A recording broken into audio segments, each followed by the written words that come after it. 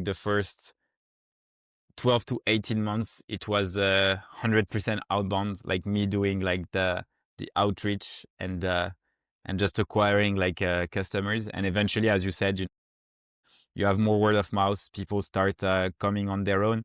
So the balance started reducing until like eventually you just like people are coming. So now we're gonna do like outbound, but on very specific accounts. And I think this is also an interesting. There is one point I didn't mention about outbound, and I think it can be like quite helpful, like for people out there. When I started, I would do outbound on a target persona that wasn't, I would say, like, yeah, it's by definition, whenever you do outbound and you set up outbound, a lot of people are very like pragmatic about it, in the sense that you watch how much time it requires to reach out to a certain amount of people, how much meeting you book with them, how much you can close. And from there, you realize whether or not you have a good ROI. So typically, if we're selling a tool that costs $50 per month and the person comes on their own, meaning like it's just one person, it means that the amount that they're going to pay is maybe like 500 or like 400. You have a discount for yearly, 400 per year.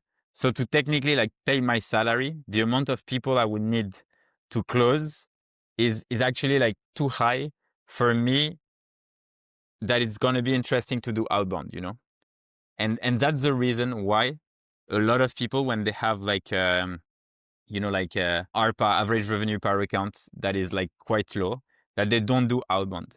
And the reality is like, because I knew people don't do outbound on this specific target, it also means that they receive less messages. So I started like doing outbound on specific targets. And very quickly, I realized two things. One, when you close someone and they love the product, you should reach out to them and ask for referrals.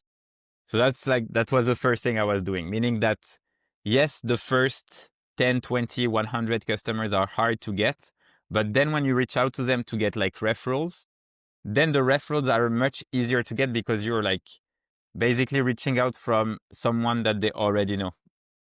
So that's the first lesson that makes basically an outbound engine really work. And the second part is like, even though, like they might have not been the best target, they also brought a lot of word of mouth, which meant that a lot of customers came from the customers I had closed.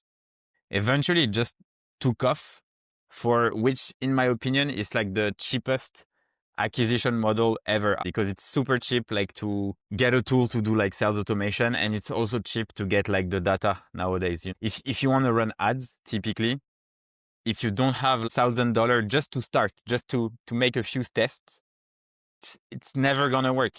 Whereas with outbound, with let's say like 200, $250 if you're on your own, you have like unlimited access to anything. So that's something I started doing, and eventually, when the growth started like to take off a lot, my role became also to like create an awesome team.